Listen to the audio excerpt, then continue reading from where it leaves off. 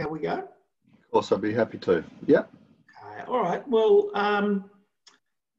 let's start with Tom Emery, who's in the UWA Business School. So, Tom, about 20 minutes, and then that'll leave us 10 minutes for questions, please. Perfect. I will do my best not to run over time. There is a little bit of information in here, and I've been a bit over generous with my history. So please do let me know if there's any issues with sound or seeing. The paper I'm presenting today is Do Autocratic Political Leaders Always Hamper Economic Growth? Evidence from Australia. And it's a case study on Sir Charles Court's premiership between 74 and 82, but also the preceding years. And that's co-authored by Professor David Gilchrist at UWA with me, Rox Brook from the University of Ljubljana in Slovenia, and Nuno Garupa from George Mason University. So the reason that we decided to step into this paper was basically on a general scale to look at the long run economic growth factors, especially in the presence of abundant resources. There's been a lot of work done on the resource curse and on the negative effects and rent seeking that can happen with a resource-rich development trajectory. Now, we'd like to argue that WA had mature institutions at the time in the 60s and 70s, semi-mature institutions compared to the developing economies that were being analysed by Acemoglu and the like. So realistically, this is a bit of an adding on what it might look like in the presence of mature institutions. At the same time, we also want to weigh in on the extent to which WA's growth was due solely to luck, and potentially see if there was some good policy or good leadership that could be thrown in the mix, and to what extent we could actually measure that. Finally, higher economic growth rates have been associated with strong leadership that's operating outside of institutional executive constraints, which we'd argue in a sense is autocratic leadership. And we just wanted to see how that might work in, again, the developed mature institutions or maturer institutions.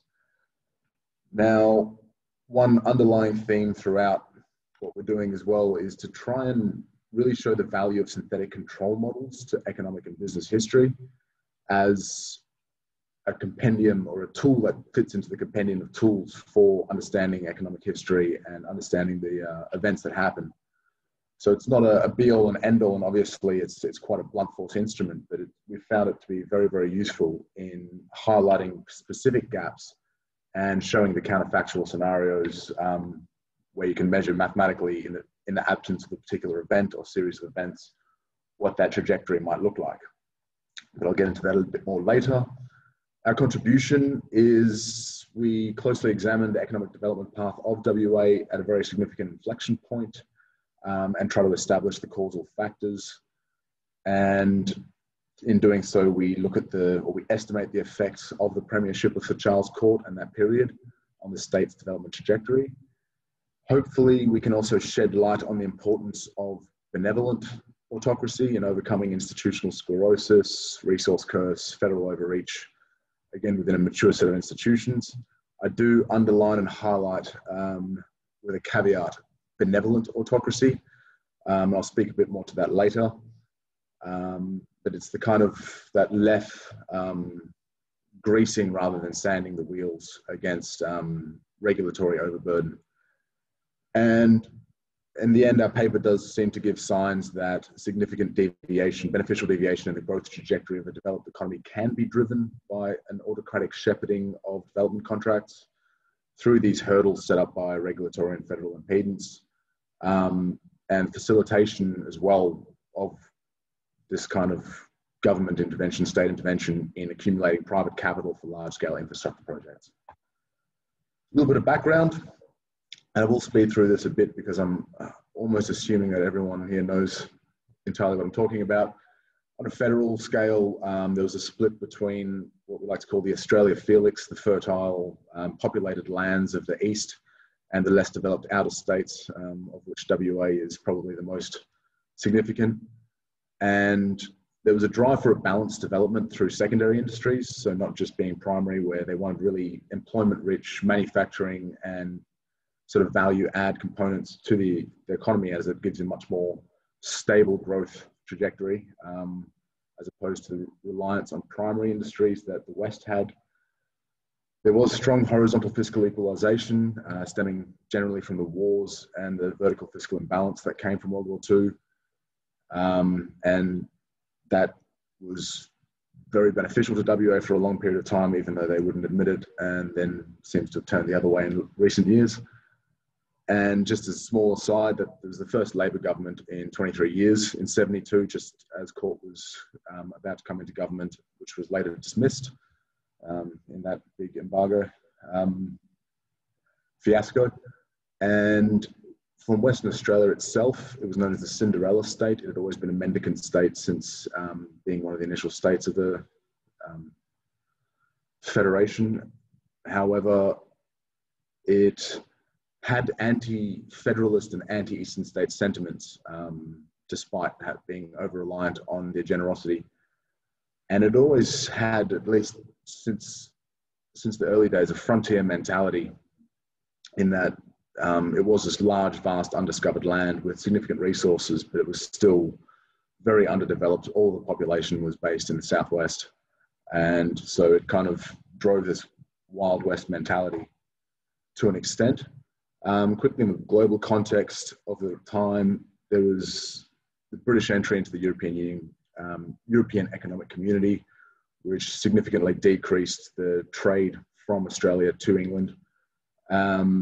The oil crisis and stagflation that resulted, and the significant Southeast Asian development. Basically, manufacturing was declining, exports were declining, the price of oil made it very hard to ship, and all of this left the Australian sectors, the secondary sectors, quite hard done by, and the primary sectors as well. Now, in the local context of Australia, there was a concurrent shift towards trade liberalisation, environmental protections, and limitations on foreign ownership, which again hampered many of the primary industries and trade that could have seen to increase the economy at speed. And in Western Australia, specifically, there had been a bipartisan shift from small scale to large scale projects, these big sort of nation building development projects that might seek huge employment and huge revenues.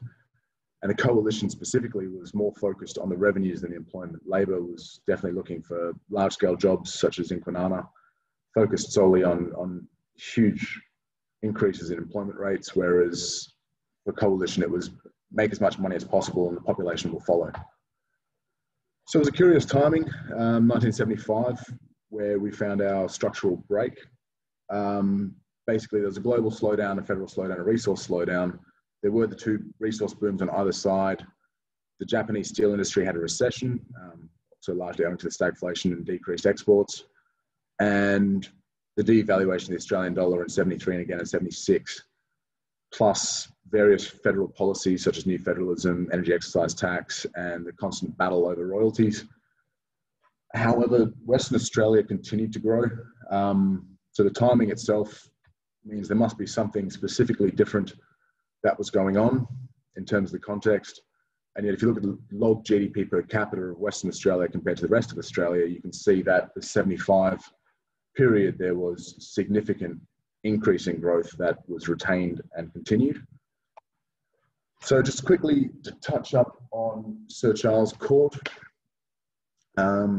He became after his World War II experience, in which he spent a significant amount of time administering the surrender of the Japanese soldiers and gained a lot of respect for them, which is part of the story, as it was quite unique at that particular time to have a deep-seated respect for Japanese culture.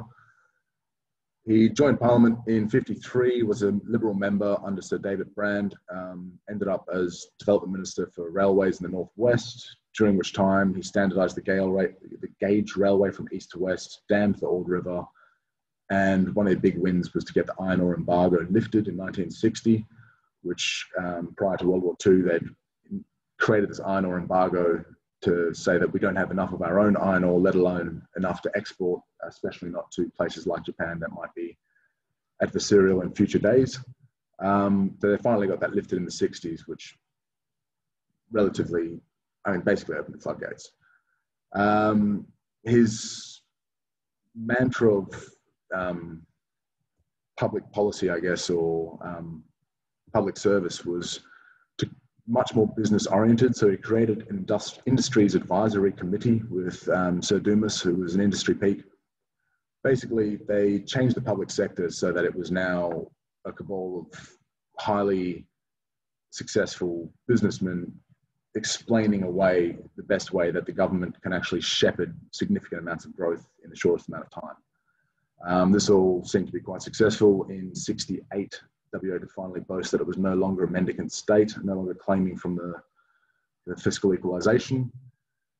Court then became opposition leader, and during that time, this is where his autocracy really stood out.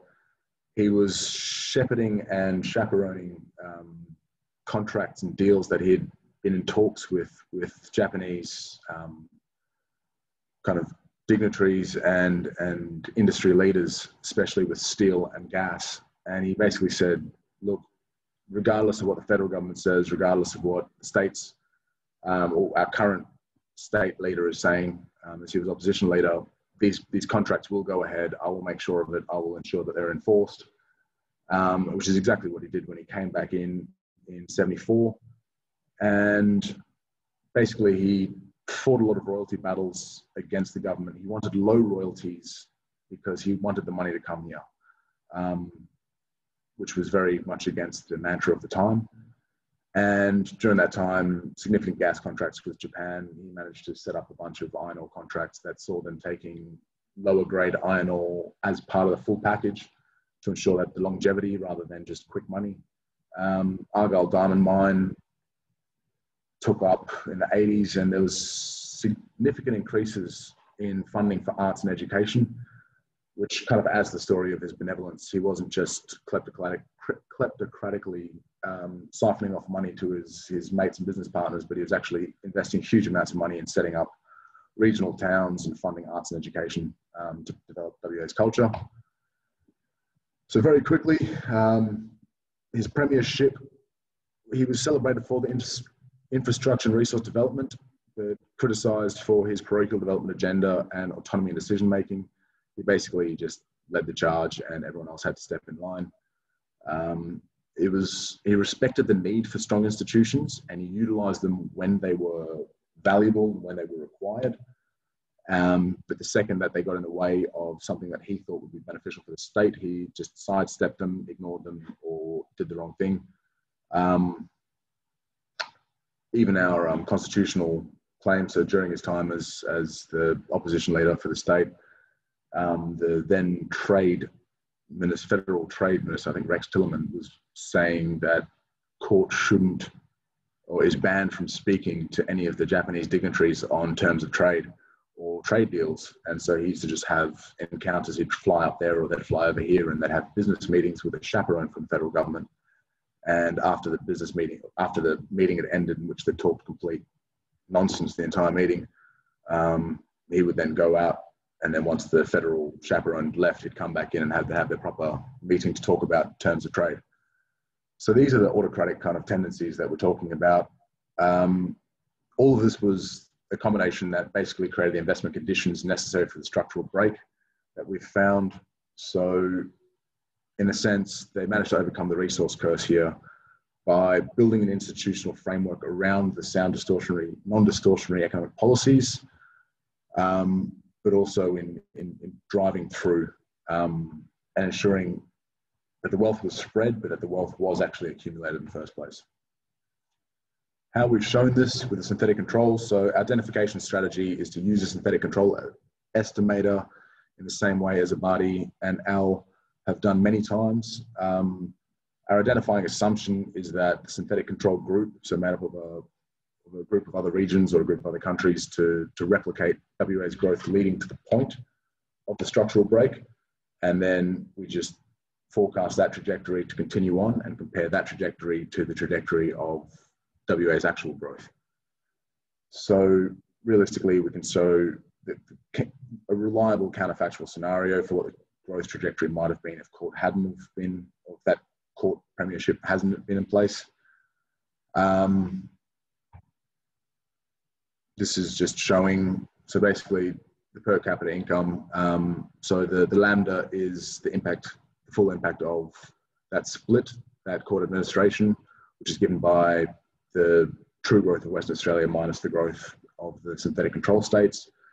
Each of these synthetic control states are weighted with a number of covariates, and within those covariates we then build a matrix, which we use Newton-Raphson method to optimize the covariates for each state, which will then give us a sort of a whole plethora of states that match up to be the best replica for Western Australia in the years leading up to the structural break in 75. And I'll explain more about that later. Our data basically is just GDP data that we've used. We've standardized to 1990 Geary Karmas dollars, and then we synthetically match West Australia's per capita GDP for the country level sample, and then again for the regional level sample. The covariates that we use to match these up are pre-court premiership GDP per capita, the physical geography, the demographic covariates, legal history, so common or civil, and pre-premiership institutional quality covariates. And then our samples for the country level, we've used 103 countries from 50 to 2016. And for regional, we've used 687 regions from 32 countries. So as you can see here, the covariate imbalance matches very well. It's got a root mean square error of 0.031 for the years leading up to 1975. And if you look down at the covariate matching, it's very, very similar. So realistically, I'll show the results. This is just the results of the country level, where this one's got a root mean square error of 0.026, and you end up with 51% of the donor coming from New Zealand, 44% from the States, 4% from Canada, and 1% from Jordan, which is likely due to the resources and the weather. But on the left-hand side, figure 2, that's where you really see the structural break.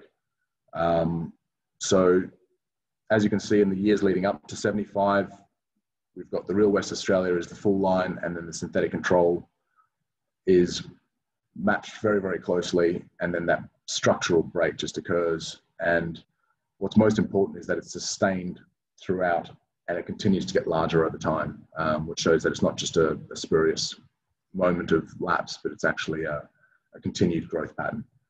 And looking at New Zealand, Canada, Jordan, and the same goes for when we do it for the regional, they didn't have Charles Court, and they also didn't have huge breaks that weren't closely aligned. So it's not as if the donor pool sort of should taper off at the end. So basically the positive per capita income gap points out that there were beneficial effects of the court administration on the economic growth of the state. When we're using country level, it's 36% higher.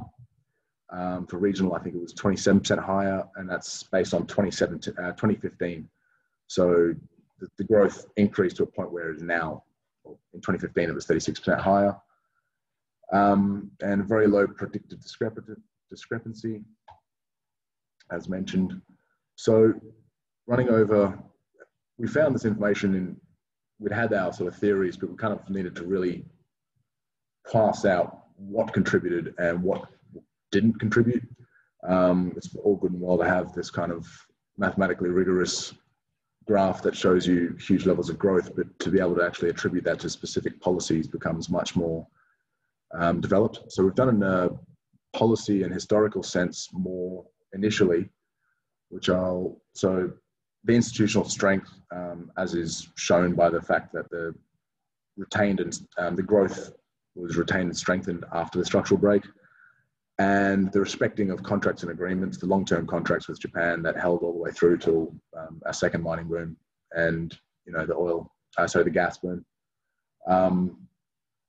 The sense of pragmatic economic rationalism, which comes down to the primacy of big capital investment, getting as much money as possible into the state in the hope that population will follow, followed by prosperity. Minimization of federal intervention. There was a lot of calls to have higher royalty rates or greater sort of spreading out of the wealth through the horizontal fiscal equalization, and that was strongly shut down by court. And I'm pretty sure it was Brian Head who said that at that stage in Australia's growth, the new projects, international projects, were attracted to the state with the best salesman, which by and large was caught.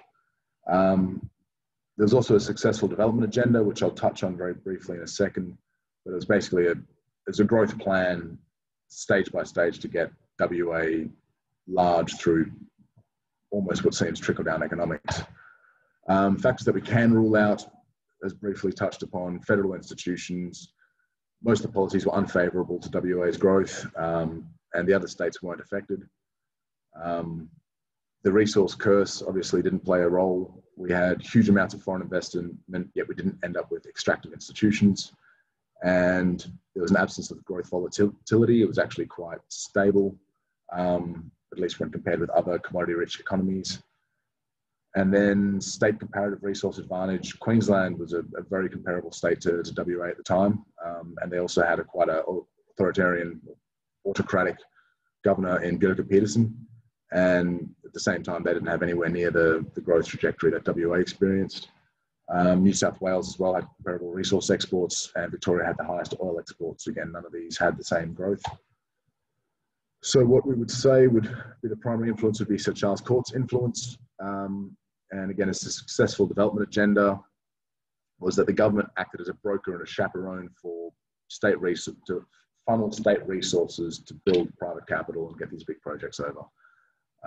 You had a 3-step development plan, which based upon the extraction and export of all our natural resources to build as much wealth as possible, followed by a diversification and stabilization, which would be moving into secondary industries and all the kind of addendum industries and bringing the population base over here. And ultimately that would give WA autonomy in the sense that it would be able to export local capital, skills and technology and actually be an industry leader. Some might argue that wasn't fully successful in that we are still quite reliant on primary industries here. We do have a little bit of secondary, but not as much as elsewhere. And the unique addition of Sir Charles Court himself was that he personally oversaw these major contracts, had a lot of autocracy and decision-making. He ensured that there was a development of the communities. If you see how much he funded the Northwest communities that were being built, including contracts with mining companies, that they had to build schools, they had to build recreational facilities, they had to have home bases. One caveat, obviously, is that chasing these fast developments often has negative impacts for social and environmental protections. Charles Court has faced a fair amount of criticism on his environmental and social policies. And then future work along this line would be basically to try and pass out those sources of growth to be more tangible. So potentially estimating the solar residual of technology growth versus population, looking at the total factor productivity as specific policies are coming through, and try and do a multiplier effect estimation, because that's one of the hardest ones to finally come up with. And finally, kind of run through this, but the implications are basically, it looks as though Charles Court had a significant influence. So potentially WA's growth is not just due to luck and resources, but also having good institutions and some solid leadership. And that's me done. I'm more than happy to take questions or beratings from anyone. Thank you, Tom. Okay, any questions from anyone? Who wants to go first? Yes. Is that you, Ken? Yeah. Yeah. Go ahead. Tom, thank you for your presentation. Could we go to your figure 2, please? Way back near the start. Yeah, right. Yeah. Yeah. Okay. This is a very interesting figure, as you've told us. What you could usefully add to this figure to make it more compelling even is to put in least squares regression line prior to 75 and then 2 least squares regression lines after 75 to look at the differences in the slopes of those things, which are the difference in the growth rates. You with me? Yeah. That'd be great. Yeah. Okay. That'd certainly make it much clearer. Visually, this would improve it.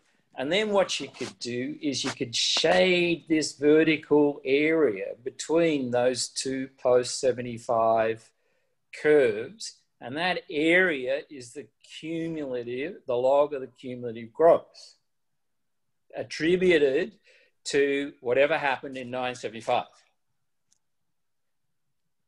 That would be, yeah, visually that would be amazing, and that would certainly bolster the argument. Now, I think if you did that, it would become apparent that the slopes are indeed different, that the growth rates post 75 for the solid line and the dotted line are substantially different, and the two lines get bigger as you get further out because of the cumulative effect of the difference in the growth rates. Now, that's all well and good, but I feel that attributing this break in 75 to Charles Court, I mean, it may be right, but it seems to be a bit of a stretch, actually, to attribute it exclusively to one individual's personal characteristics, personal style, personal energy, and so on.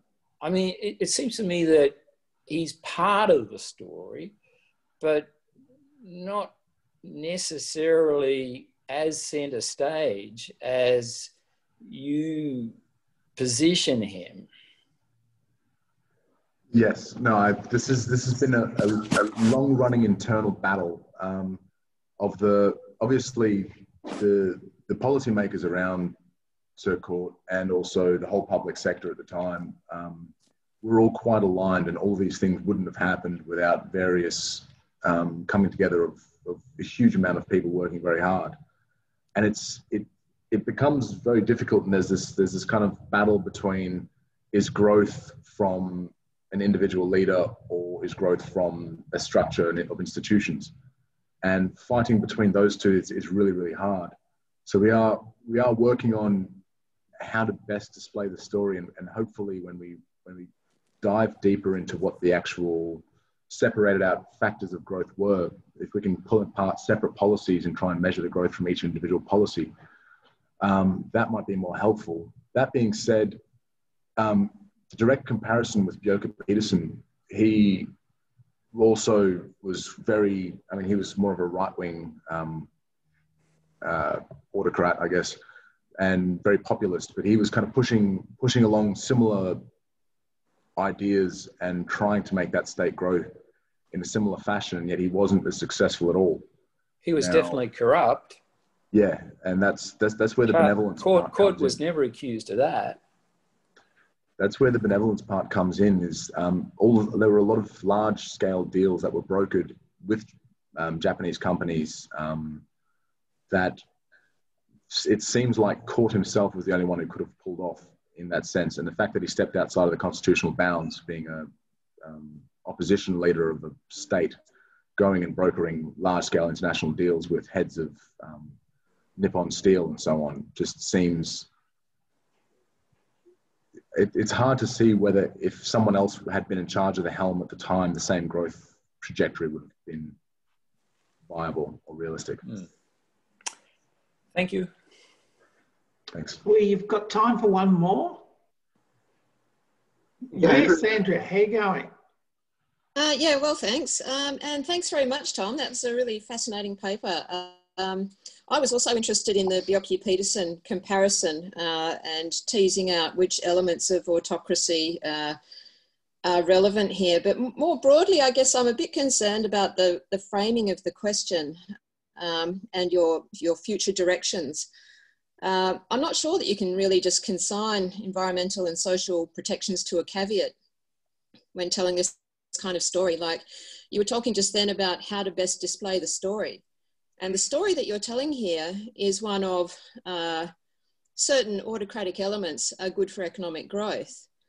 But I kind of don't accept that it's okay then to just sideline Indigenous rights, environmental outcomes. I mean, you use the word benevolence in relationship to Charles Court, and I don't think the people of Nukunbar would have felt that way about him. So I guess I was just wondering whether there is potential in your future directions to kind of integrate those other areas that are so important to, you know, the integrity of our society and quality of life for everybody moving forward, and sort of display those alongside this growth effect.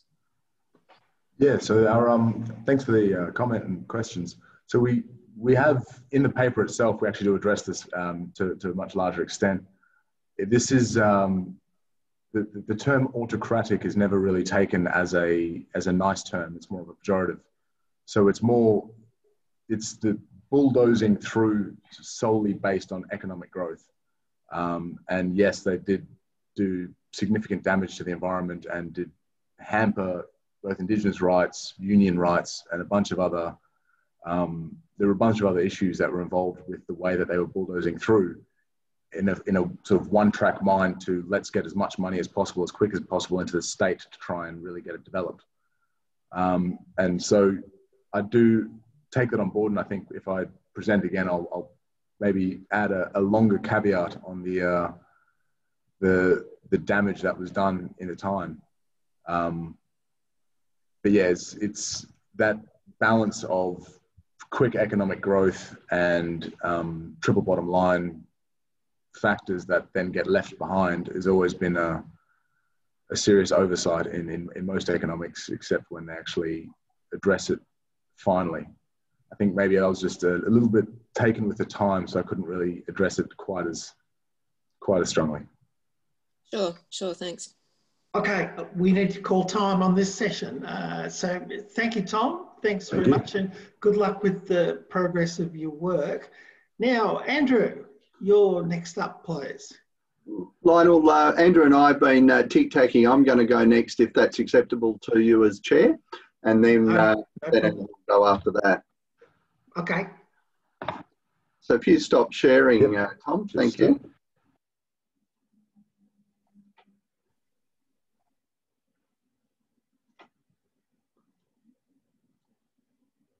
Hopefully everyone can see my slides there. Yep. Fantastic. Well, thank you, Lionel, and thanks, Tom, for that interesting paper. And noting that I've also got about 25 minutes of presentation and then 5 minutes of questions or thereabouts. I'll be rocketing through my presentation as well, but I'm delighted to receive comments and queries outside of session as well, if that's useful to anyone. I'm wanting to have a look at colonial socialism in Australia today, and particularly, I guess, for want of a better term, leveraging the discussion off of a chapter of a book that Butlin had presented in relation to this particular topic in the context of a broader edited volume that examined colonial and state socialism across a number of situations in a number of countries around the world. Specifically, what I want to talk about today is to look at the research that we're undertaking in the context of the presentation today and why we're looking at this particular issue. Secondly, to actually have a look at Butlin's monograph very, very quickly, Colonial Socialism in Australia in Hugh Aitken's edited volume. Thirdly, then to identify the nature of the discourse. And I recognise right up front, and I think it's an important caveat, that really I'm simplifying to classify today and to try and bring together some very high level classification around the idea of colonial socialism and state socialism in Australia particularly, but also Western Australia, and have some discussion around that. I recognise up front that in fact this is a very nuanced and complex set of arguments and discussions. And I know Lionel, for instance, has written on this and has some very important contributions in relation to it. So there's much more depth in the paper itself, but also more broadly in the discussion that we simply can't deal with in this presentation. However, I want to, as I say, identify the nature of the discourse, what are the key issues, and also then to bring that back to a few comments around whether WA was different in the context of the development of colonial socialism and state socialism in that frame. I guess as I go, I'll make some comments about future research around this particular topic as well. In the first instance, this research is really looking at explain to a research group that I have established here in the School of Business at UWA. And the first one is really looking at the emergence of the Australian welfare state from essentially the establishment of colonial occupation through to the establishment of the welfare state post-1945, and then how that impacts right up to current policy. So the purpose of this research is really looking at how we developed, if you like, the intellectual baggage that we're currently dealing with today in the context of policy and practice around things like the National Disability Insurance Scheme, aged care and so on, which we know with the Royal Commissions and other things going on that there are significant issues in those systems at this point in time. But this research program is really about trying to have a look at the trajectory of that development to see how we arrived where we are. The second major element relates to the development of the WA economy, and Tom's paper is part of this push as well, which is really designed to do a few things to build on the amazing work that other people such as Pamela Statham-Drew has done and others that are in the audience and elsewise in relation to understanding the challenges to economic development in Western Australia, the structural establishment of the economy and the changes in that structure over time, and the drivers of those changes over time as well. I guess one of the things I'm really interested to know is, or to look at, is the difference in WA perhaps compared to the southeast corner of Australia particularly. So the impact of federation is also part of that broader research element, if you like. Overall then, the research program is about exploring the nuance and reconsidering essentially the national narrative around economic development in Australia and the place of Western Australia in that particular context. So very parochial in one sense, but relevant, I guess, to a WA history of economics session. So first and foremost, looking at Butlin's monograph, it was part of Hugh Aitken's State and Economic Development, and it's been a fairly widely read chapter, I think it's fair to say, across economic historians in Australia and a little bit more broadly as well. And essentially is looking, as you can see, at colonial socialism in Australia between 1860 and 1900. I think there's a few elements that are important in the context of that chapter around not only describing Butlin's view on the quantitative and qualitative causes for the development of colonial socialism in the country and how it impacted at that stage the modern economic policy framework. But also I think there's a importance in this chapter in terms of setting up what was a subsequent discourse around those causes. So in other words, it allowed for a framework to be established to really start talking about those causes and perhaps to share opposing or different views in that regard. So first and foremost though, I think it's fair to say that in terms of an Australian form of state socialism, no real argument exists that there wasn't such a thing and there doesn't remain such a thing. The arguments are really around perhaps the form of that state socialism and colonial socialism before federation and whether that's different, perhaps in different states or different locations around the country, what the causes of the nature of that state socialism were and have continued to be, and also what the impacts of that state socialism were. So for instance, in relation to crowding out, whether state socialism prevented private sector actors from doing the things that they might have done had the state not stepped in. And we'll talk about that a little bit more as we progress in the presentation. Australian pragmatism, though, is another element to be thinking about in the context of this discussion. And I do think that's also to some degree touched on in colonial socialism in Australia, but it's also an enduring discussion that has not only been undertaken in terms of modern economic historical development and analysis, but also in the latter part of the 19th and early part of the 20th century, where people such as Albert Matin and the Webbs, for instance, visited Australia in order to discover what the Antipodes offered in terms of social and economic development that was different to what was going on in Europe, particularly at the time. And one of the things that they all almost universally came away saying was that Australians have a tendency to not pursue ideology and form, but rather to pursue the pragmatic outcome and perhaps retrospectively fit the ideology if that was necessary. The other element that is important there is in relation to J.K. Galbraith, and I guess his comments around examining economies and what's actually happening in the economy rather than talking about the economy as if the ideology applies. And he was, of course, talking about the United States particularly, but the Great Depression, New Deal, and some elements around how policy was created in those times. The other element I think is important to remember is that the Australian form of state socialism, of course, was based on the political and economic development trajectory of the colonies.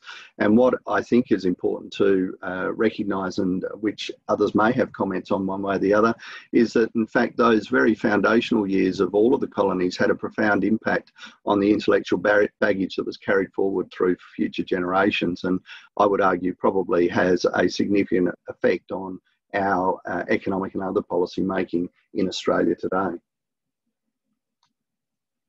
So the final point I'd make in relation to Butlin's monograph is, having said all that I've said, it is clear too that Butlin doesn't go unchallenged or unrefined, and writers such as Lionel and others have certainly challenged some of the conclusions that Butlin has arrived at in this chapter and in subsequent writings, and sought to refine some of those conclusions as well. I think it's fair to say, though, that in the context of Butlin's writings in this chapter and otherwise, that most people are quite comfortable with the quantitative analysis. It's the qualitative analysis and I guess the qualitative, arriving at the qualitative causality that is something that people have really taken some truck with, depending on the particular argument or situation. So the nature of the discourse, and again, I reiterate, I'm being very binary and I'm simplifying to classify here. So this is very simplistic and I'd be very happy to go through more detail going forward. But essentially, in terms of the nature of the discourse around colonial socialism and then state socialism in Australia, ideology versus pragmatism is certainly one lens or one spectrum in which the debate takes place. And thinking about things in the early days in relation to, say, a more liberal mindset or a more self-motivated mindset, as one would expect, say, in Victorian England, compared to a more socialistic perspective that was carried out in Australia and what that meant. I've already mentioned Albert Matin and the Webbs and that element of pragmatism as being incredibly important. But also in terms of that ideology versus pragmatism, of course, when these colonies were established, almost universally, they were very much in survival mode and didn't really have the luxury or comfort of being able to prioritise ideology over practical economic advancement, certainly in the first few years. And my argument is that that mindset has carried forward. So awareness of practice around the empire was also a very big part of this process, where many people around Australia and in the colonies were communicating with others in the United States, Canada and elsewhere to get ideas and to understand what was going on, perhaps, if you like, outside of the ideology bound, but looking more at practice.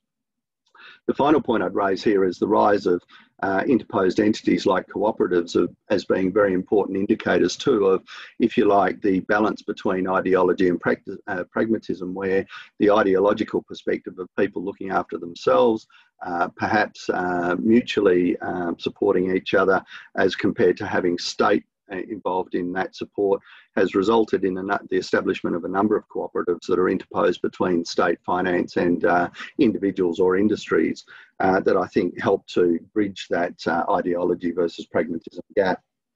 The second group of thoughts relates to the imperial versus colonial, and I've already mentioned the foundation effects, the impacts of survival, but also the timing of settlement is incredibly important. In 1788, as the European world certainly was entering into the Napoleonic phase, and the Napoleonic Wars was very important in terms of the lack of control that was exerted over governors in the eastern colonies, as compared to in Western Australia, of course, and the foundation in 1829, where the Napoleon Wars were well and truly behind England in terms of actually having to fight the wars, but the economic impact and effect was still being struggled with. And that meant that there was much more paucity of funding and much tighter control over colonies once colonies like WA had been established. I think the other element in relation to the imperial versus colonial is the gradual refinement of what you might call a profession of governorships around the empire, where governors in the first instance were somewhat were military people, often naval people that were, if you like, filling a position that was filling in time almost between the wars, but an opportunity to get rich locally, as compared to future governors that became much more professional and I guess more concerned with the opinion held by the Colonial Office and others in London about their track record and their capacity. And so the autocratic foundations, I guess, of the colonial arrangements and the eat what you kill remuneration style, where governors were actually paid in land and other resources, meant that the imperial investment was made, but it was locally controlled, and that costs of a private nature were able to be offset to public purses. And that comes down then to the third dichotomy, rather, that I'd like to just touch on, and that's the public versus private arguments and discussion around how government became a significant actor in the context of economic development, both in colonial and post-Federation Australia. Of course, the trajectory of government development is really important. That is in terms of autocratic, almost despotic leadership, depending on your opinion, in terms of the original governors, through to representative government that reinforced the role of the elites within colonial society, through to ultimately responsible government at various times through the 19th century. This was a really important aspect because it did mean that governors were able to be autocratic and to make decisions about where, for instance, investment was going to be made, what land was going to be alienated, in what order, etc. And particularly in 1788, before the completion of the Napoleonic Wars, where the Colonial Office and the Exchequer increased the regulatory environment around particularly land alienation that had an impact on investment decisions and so forth at the local level. The convict system, of course, also had an impact there in relation to the investment from the home government. The imperial government into the colony was incredibly important, both in terms of capital investment and operating the army, which was responsible for the oversight of the convict establishment and maintaining security, through to the impact of those autocratic leaders being able to actually choose those projects and the prioritisation of investment projects as well. The final point that I would make there, just given time, is that there was also great opportunity, particularly as we know in the New South Wales colony, but going forward, for governors and other elites to convert private expenses to public expenses, and to convert public assets to private assets and utility. And so being able to make decisions about what the priorities for investment were in terms of public expenditure allowed them to also, if you like, in a public choice style, be able to decide what it was that was going to be invested into their opportunity as well.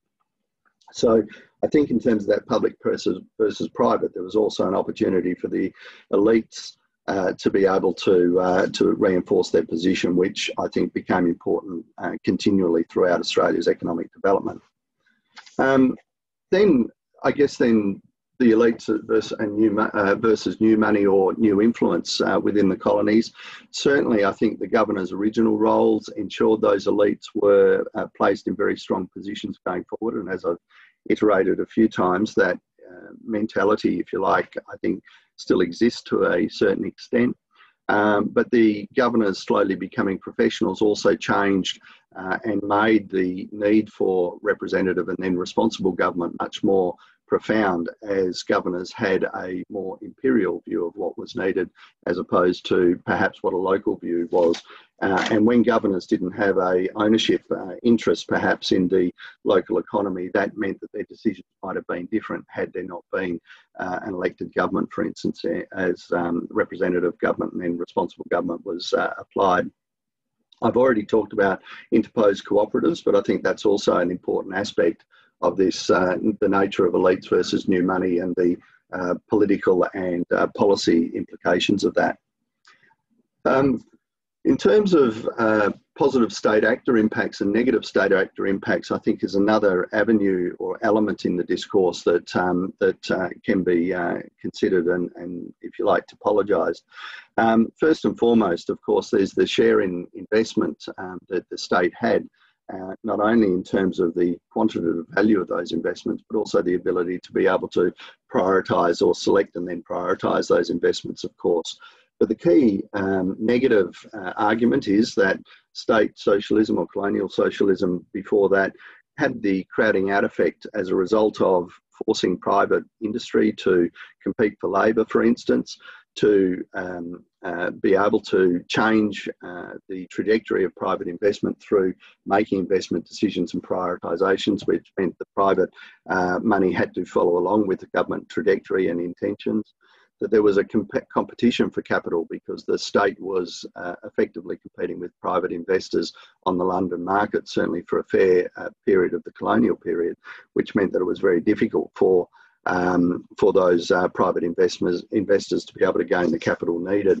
And then finally, there was some thoughts around or arguments around the impact of unfair competition in things like the fact that private investors, of course, need to obtain a return, whereas government were able to be less focused on a return and more focused on talking about things like the social return, particularly in relation to the establishment of railways that perhaps weren't paying for themselves as ongoing businesses. On the other hand, there's a few positive elements around that state actor participation in the economy. For instance, there's an argument that business appreciated the stability and the predictability of having the state so involved in what was going on, and I guess that might also hark or give us a reminder of things like the Japanese model of development or the East Asian guided development model, if you want to put it that way. But also, I guess, a fundamental argument is often toyed with, which means or which is stated that would it really be realistic to expect that these kinds of necessary economic development would have occurred had the state not stepped in?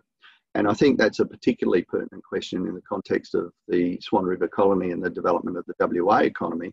And perhaps if the state hadn't stepped in, there might not have even been a continuing economy. It might have simply been wound up at some point in time. The other point there is that, of course, in order to have economic development, there was a need for a sustained immigration effort, and governments were in a position to be able to support and invest to have that sustained effort, particularly when governments in Australia were competing against the more proximal destinations for United Kingdom immigrants, say Canada and the United States particularly. But also Western Australia was competing with the eastern states, which were much more economically developed and much more settled than in Western Australia. And the emigration out of Western Australia to the east is remarkable in that context as well. There's also, of course, the world and imperial economic drivers versus the local economic drivers that informs this debate. And so I've already mentioned the Napoleonic Wars and the impact, not only, certainly not from a defence perspective, but from the perspective of the capacity for the home government to invest in the colonies, but also to oversight the economies effectively.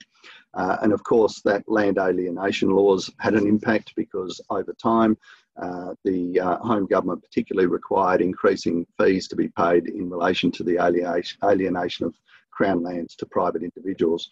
And then finally, the imperial participation in the political outcomes of the colonies tended to rise as the Napoleonic Wars were settled, as I said before. So it's a very quick and very dirty and summary discussion of that discourse. But I guess there's a couple of elements that have been identified as key elements of Australian colonial socialism. And probably because of the complexity and the necessity to try and raise this, it's very obvious, I think, probably these three dot points in terms of what these elements are. But the initial period where survival and subsequent economic growth depended on public economic action has been cited as a key driver of subsequent economic thinking, prioritisation, and the role of government particularly. that the application of public investment where private investment would have been preferred elsewhere is also a tenet of Australian colonial socialism, and I've already explored some of the good, bad and the reasons for why that might have occurred. And then finally, governments were major employers and investors, of course, in relation to the broad operation of the economy, if you like, and the government's involvement as an actor. Finally, there is an element of the focus on land alienation, particularly to elites, but more importantly, I think the focus on more generally driving the development of, or rather immigration into the colonies to develop population much more substantially, and thereby develop markets, etc. A couple of points then on the WA difference, and I think I've got about 5 minutes, Lionel, is that? So the WA difference. Certainly geography is a big issue, and we know the tyranny of distance, and I'm sure everyone can almost quote the pages of that book, but the external, the tyranny of distance was obviously substantial and important in the most isolated British colony and what is now the most isolated city in the world. Suffice to say, though, that there were some significant geographical implications in terms of the weather patterns and other things that drove economic development in WA in a different direction, and certainly delayed economic development, and what we've phrased the long stagnation from settlement to about 1890, when the gold strikes certainly changed the pattern of investment in Western Australia. So geography, physical geography, has been a really important aspect of that, WA difference, if you like, compared to the eastern seaboard. The internal geography is also really important, particularly, obviously, WA is the biggest subnational jurisdiction in Australia. It's one of the biggest in the world. And it meant that, of course, there was a fundamental difficulty in populating the northern part of Western Australia, and we're still having that difficulty today.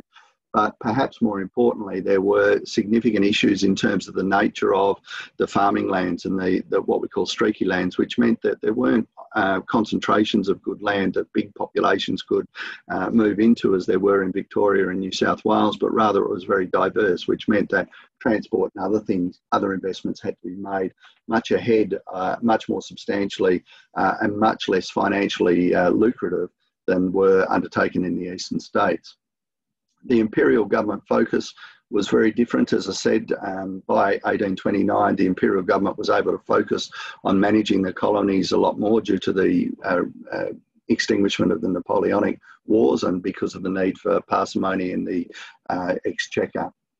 And then, of course, intercolonial competition was a really significant difference or difficulty for WA, because when people did decide to come to Australia, of course, they could come to the far more mature colonies on the southeast rim of the continent rather than coming to what was considered to be a higher risk environment in WA. And then finally, I think in WA, the long stagnation from 1829 to 1890, where economic growth was very, very slow in coming, immigration was slow, the development of markets internally and externally was very slow, reinforced the need for that government role, and ultimately after World War II resulted in the development of things like butcher shops and other things the state government operated as well in, if you like, a state socialism model on steroids to a degree.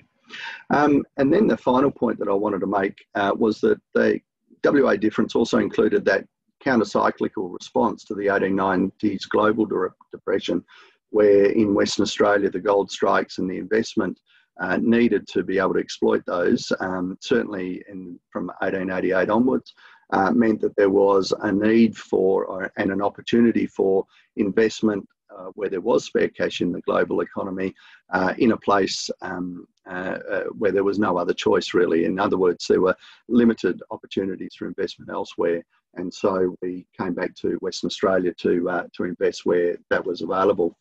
Thank you very much, Lionel. I think I've got a couple of minutes for questions, but I hope we've got a couple of minutes for questions. So who would like to go first? Well, can I jump in as chair?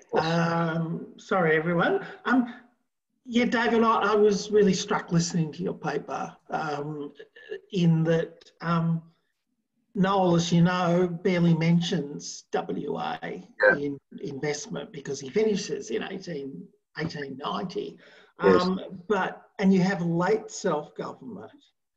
And so it's outside Noel's world, but in the 20th century, if you're reading Sean Glenn's book, for instance, it's classic colonial socialism in the development of the wheat frontier. Absolutely. So it's interesting that you have these British inclusive institutions and then, as you say, a long period of stagnation. I'm wondering if you mentioned the gold rush, which is fair enough. I'm wondering if things like the arrival of Governor Broome is a game changer as well in terms of increased involvement of the state. But I've got a whole heap of comments, but look, I think so, but my view is that by the time, until you get to the 1888 gold rush and that commencement of then the exploitation of Kalgoorlie, Boulder and Coolgardie, the state simply doesn't have the population nor the financial capital to be able to. So there wasn't a paucity of ideas. There certainly wasn't a paucity of intent. There wasn't a paucity of drive, but at the end of the day, it was a colonial settlement on the very, very edge of the known universe almost, and there were options elsewhere for investment and settlement that were much more attractive. And I think until Melbourne collapsed or Victoria collapsed, and we had gold in Western Australia, I'm using the parochial WA wheat, then there was a real, suddenly the only opportunity in town was coming to Western Australia. And I was chatting to someone the other day, pardon me, an interesting side note. I haven't really had a chance to investigate it more formally, but he was saying that quite a significant population of people that arrived in Fremantle from Victoria and then bought wheelbarrows and walked to Kalgoorlie, the 600 kilometres to Kalgoorlie, were bankers and publicans and all sorts of people from Victoria because there was just no option. And so his interest was in the difference in the goldfields in Western Australia compared to the social construction of the goldfields elsewhere. But nevertheless, yeah, I just think population and capacity for financial development was restricted right up until that point. Malcolm Tull has a question. Oh, hi. Yeah, thank you. Yeah, very interesting paper. Thanks very much, David.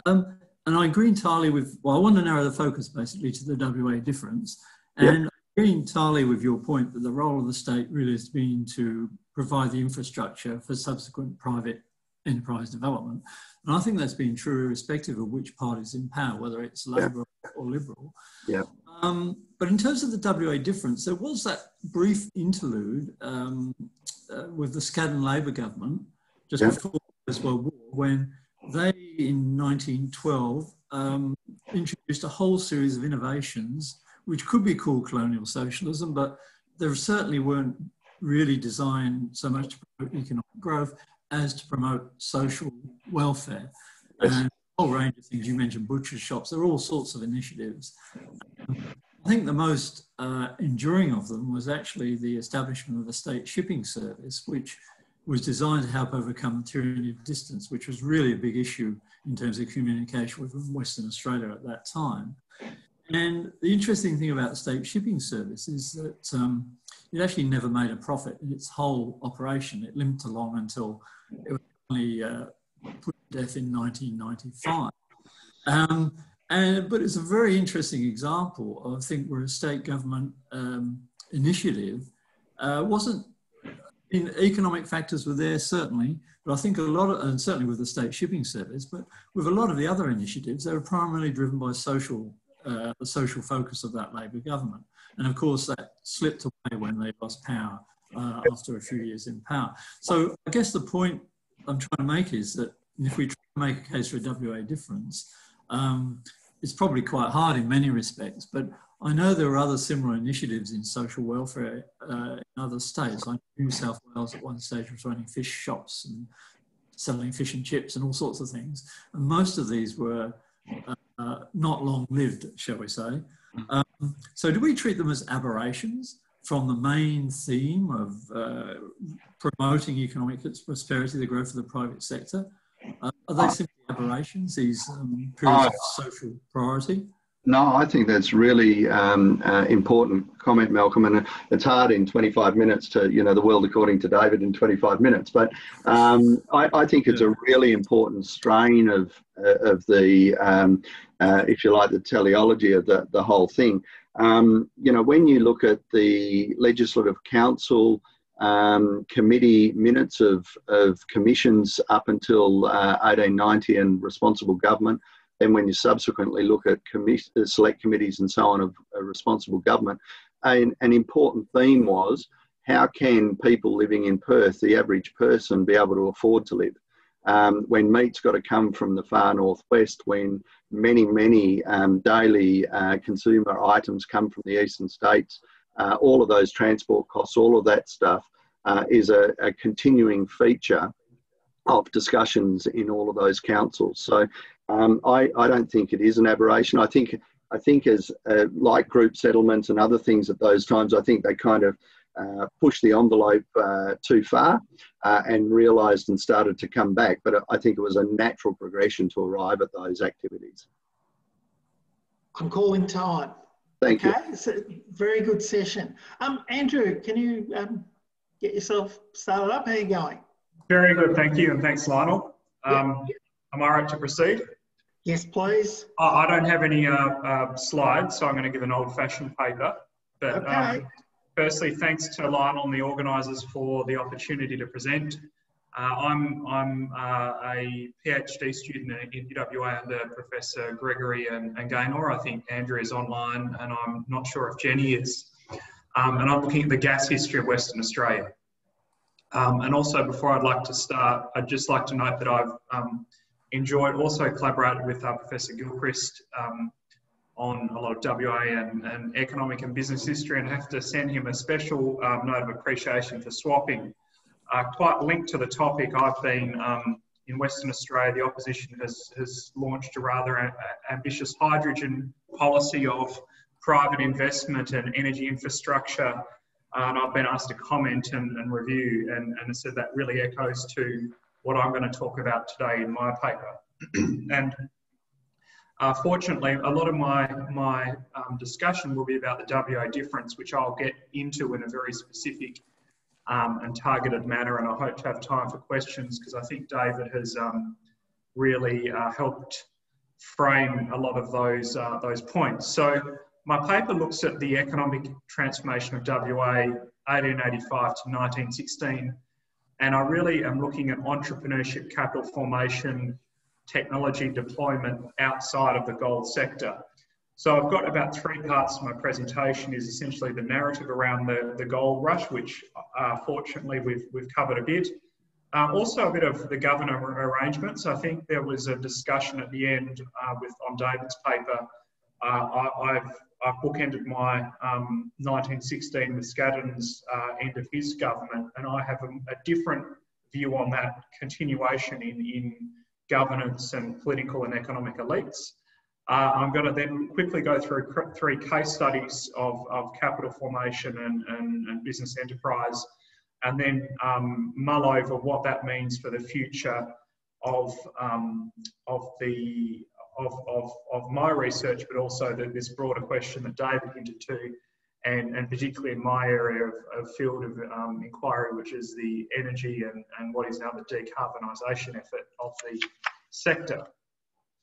So we've heard this narrative that the 1890s was essentially a shift in Western Australia.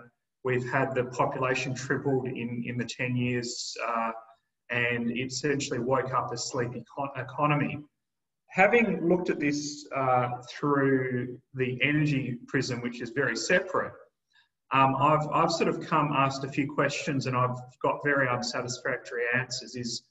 Was the gold really the things that changed? Was there other factors at play prior to the gold rush? And I will argue in many ways that it was by 1885, which is the beginning of this period that I'm looking at when gold was discovered, the political elite and economic elite, which were one and the same in many ways, really locked in a way of doing business that continued throughout the gold boom and got consolidated afterwards. So the short overview, and I can skip through this because we've discussed it, is if we look at, I've picked out three leaders, Governor World, Sir John Forrest, and John Scadden as key people who were essentially formed on a continuum rather than were separate and different. So the reason for that is I'm looking primarily at capital formation and development and investment, and especially in infrastructure. Governor World used a lot of timber concessions to facilitate inbound investment. This was essentially because the state, and David and I think Lionel as well mentioned that there was just a lack of population capital here, and the state really had to attract capital, and the land and timber concessions were a way that brought that in, and obviously John Forrest in his younger years was a beneficiary through the Port of Bunbury. So John Forrest really continued on this trend. He established an agricultural bank which had essentially preferable terms for the yeoman farmer that he wanted to populate the state with, and he leveraged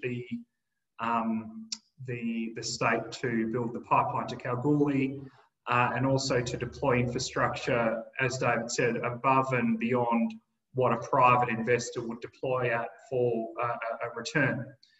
We've talked a lot about John Scadden. He did indeed, and I said, I think this is literally the discussion has copied this paragraph. He did establish a lot of these shops, butcher shops and so forth. The shipping service, I've also got a special note, which interestingly, it grew remarkably under Sir Charles Court, who loved it as an instrument of development.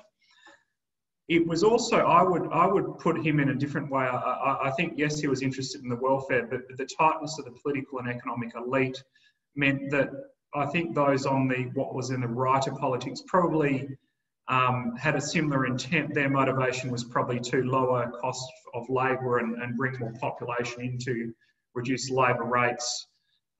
So while they might differ on the outcome, I think the intent was there, and I would also bookend that with the work of Charles Harbour, the cooperative. And the cooperative is, again, another response to that WA difference, which was a way to form capital, manage risk, and build necessary infrastructure for this dispersed population. So my thesis in this paper is that those three or four leaders, or especially the three political leaders, consolidated a direction of political and economic elites, and the gold boom, rather than upturn it, it simply just accelerated the speed because it gave the governing elites more ability to speed up the infrastructure and other deployment. So I'm not going to look at the gold fields. I'm just going to look at some energy-related projects before, during, and after the gold rush. And for context, these would be complex, high-tech industries that would be akin to an LNG plant, a petrochemical refinery, or a hydrogen facility in the current context. So they were high-tech, they were hard to deploy, and they had to deal with what was a small internal market, so there was always a linkage with external markets. The context before 1885 was what has been described as the long stagnation. There's a few things that point to some very slow beginnings of economic growth at this stage, and some very important developments, such as going to a torrent system for easier land transfer, the responsible government, and essentially trial and error and innovation on how to attract and deploy capital. I'd point to one example is the land grant system of the Great Southern Railway, which was a significant undertaking at the time, when it was essentially negotiated under what would be the modern, the predecessor to a State Agreement Act, where there was an undertaking by a private company out of London, which was funded by debt and equity, to build an infrastructure and also receive land and also bring population and services into the state. So this was essentially a model that was done not through that being the first preference, but as we've discussed earlier in this session, as a mechanism to bring people in, build investment and reduce the transaction costs of the isolated population who were starting to produce, beginning or getting closer to agricultural surpluses. So essentially there is the narrative, and I think the data points of 1896, when 81 gold companies were floated in London in 1 month for WA, and you had 690 gold companies listed in London. Capital was sucked in through London predominantly and deployed into ventures on the Kalgoorlie goldfields. That essentially did put some domestic capital there and had a lot of pressure on wages and so forth. I'm looking a bit outside of that because there's 3 examples that run counter to that narrative. Before we go into that, and I think we've got some historians here who are familiar with it, energy services in this context, it's just worth noting by this period, whale oil had been transitioned out to a large degree. Kerosene was the main form of lighting, and with Perth and Western Australia didn't have a town gas service, which was then the leading light service technology. An interesting thing I've separately come up with is that the lack of a town gas option meant that kerosene was in demand, and even though it was a smaller population, it may have stimulated interest in the arrangements for exploration into gas and oil and coal. But always with these projects, there was some link to, or generally there's a link to a larger external market. So the 3 case studies, which I'm going to run through quickly so we can have time for discussion, is the town gas offering in Perth. A company was formed in 1882 with £5,000 of capital, was collected primarily from, from domestic subscribers. This was at a time Perth had about 5,000 people and 1,000 homes, well prior to gold, and it was set up. It was problematic, the venture. They had the wrong technology and the retail price was too low. By December of that year in 1882, they wound it up, but they immediately sought to form another coal or gas company. The Perth City Gas Company was formed in May 1883, largest sum of £15,000. What you see from the shareholder registry and the director list is that there was a large overflow, a large continuation of investors and directors, but they learnt their lessons. They imported what was then British technology to build a town gas service around Perth, supported by a legislation granting them exclusive rights to do that. So it was backed up by what is a proto-state agreement.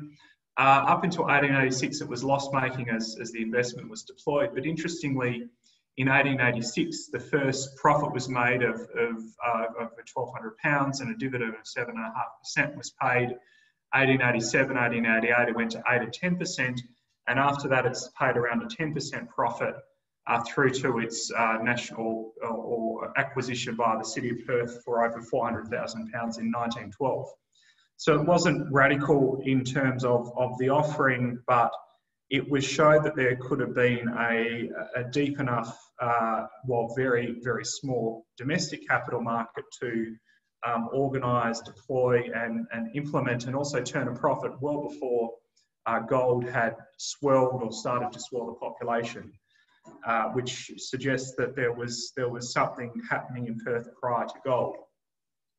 I'll turn, my second example is the Premier Flour Mill, which was an 1891 endeavour, which was a flour mill built in Katanning, which is a great southern town on the Great Southern Railway, or on the Great Southern Railway that came through in 1899, in what is now a wheat and sheep growing area of Western Australia. It's risen to prominence because the old flour mill has been resorted as a luxury hotel, and that has reawakened awareness of what was quite an interesting venture that shows how the external markets connected to domestic energy projects. Its founders, Frederick and Charles Peace, and Frederick Peace was an MLA. They spent £6,000 of their own internally generated capital to produce a plant that did 8 tonnes of flour a day. These were self-funded through merchant activities, through essentially trading stalls in Williams and Arthur River, which followed the Albany Highway. And then they also made what seems like a lot of money provisioning the expansion of the Great Southern Railway as it was built down from Beverley down to Albany. Obviously, they also engaged in sandalwood buying and trading, and they were quite entrepreneurial. So they didn't, they were self-funded in many ways, but they aimed initially just to flour at the local market, because WA was not self-sufficient until wheat until a bit later on. But this was never intended to be a final product as such, or an endpoint. It was really just part of a conglomerate exercise that Peace used those profits of the flour mill, and it was only very profitable for a short time, to reinvest in plant and efficiency. He used that to get into build a generation of an electricity plant, which essentially used to power the mill. At this time, there was no electricity service in Western Australia or the capital city of Perth. And he was in direct communication with Thomas Edison about this very new high-tech concept of electricity. And then he basically commissioned and built a generation plant. The bit that was the profit-making part was he essentially had, and he was in Parliament, he got an Act of Parliament, another state agreement format, to form to sanction the sale of electricity to the local population, and also provide a light service of public lamp street lights, which was the first service in Australia and Western Australia for the provision of light. So that's an interesting separate one. It's probably not well known outside of Western Australia, and there hasn't, to my understanding, been any serious academic work done on that, other than some popular commentary. The last one I'd like to talk about is the Princess Royal Harbour Mineral and Oil Company of 1906. I claim no credit of this. This is, I think, Don Poynton, who's written a paper on this. It's essentially a company that was formed to drill for oil in what is now the harbour around Albany, Princess Royal Harbour. It was a private company. There was an expectation that there was oil in Albany Harbour, and almost £4,000 of capital was raised to undertake the drilling exercise for that. Just looking at the prospectus and some of the company documents, it's interesting to note that most of the directors were based in Albany, and the applications for shares were received in wheatbelt towns such as York, Northam, Woodnilling and Broome Hill.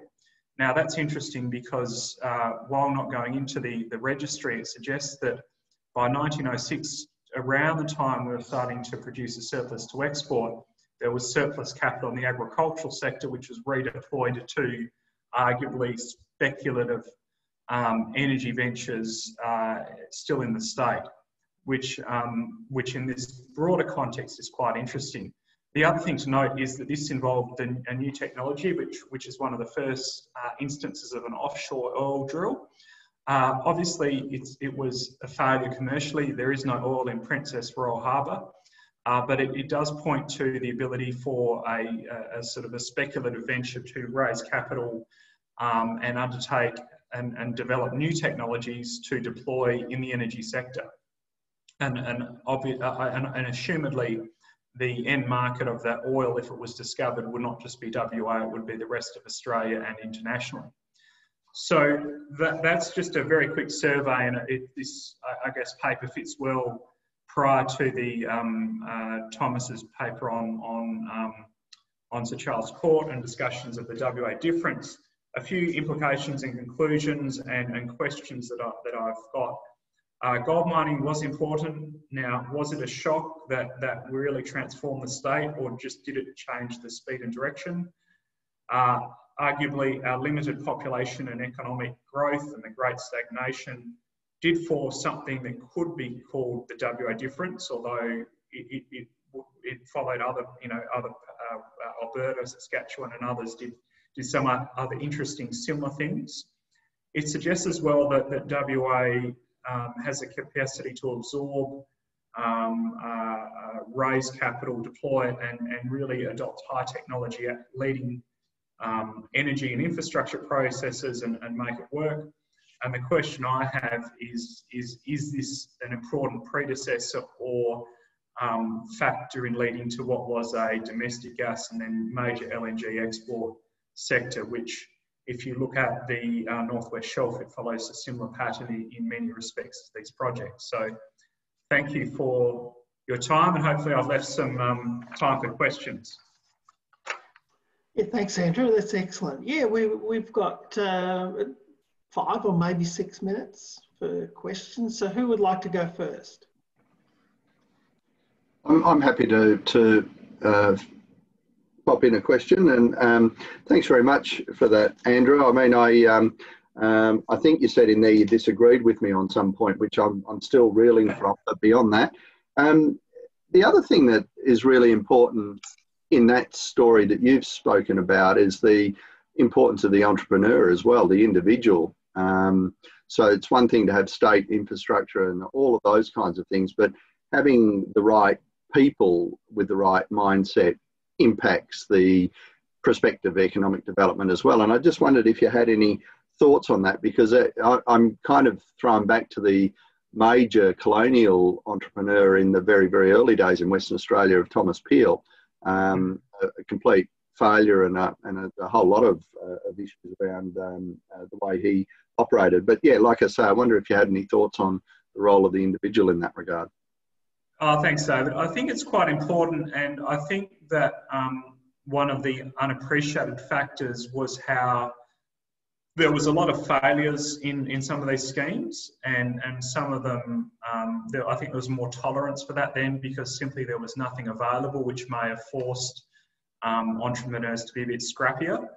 But it was and I think Peace is probably one of the most unappreciated entrepreneurs, because he essentially built this flour mill years ahead of the train line in what was essentially bush, to a very high standard of capacity.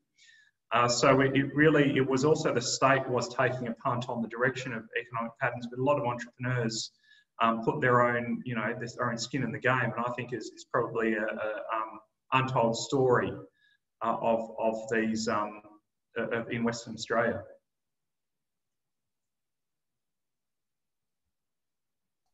Pat. I'm just intrigued that David, neither you nor Andrew mentioned one of the greatest differences in the WA difference, and that is that Western Australia only had male convicts.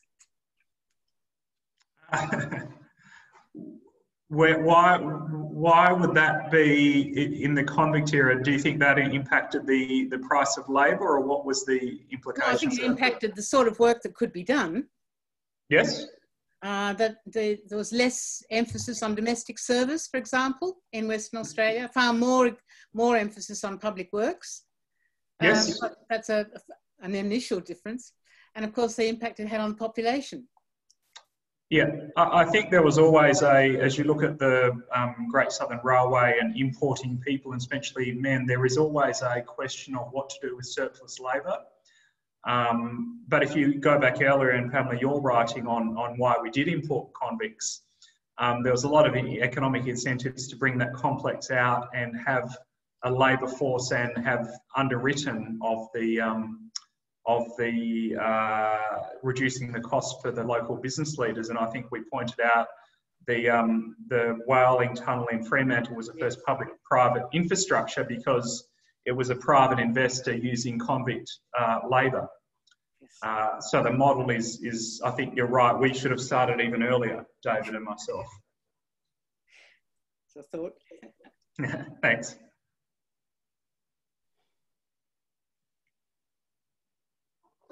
You're on mute, David. I just updated my presentation, Pamela. Any other questions?